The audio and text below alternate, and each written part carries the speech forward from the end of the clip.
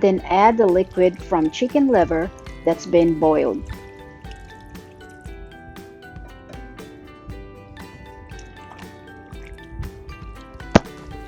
Let it cook in low heat temperature, and I'll see you back here. Now that our zucchini and yellow squash is diced up, let's bring to a boil in a low heat temperature to keep the nutrients. Zucchini is not starchy as well as the yellow squash. As a matter of fact, yellow squash has vitamin A, C, and B6 as well as nutrients like folate, potassium, magnesium, fiber, and phosphorus. So it's a good idea to add these into your dog's diet.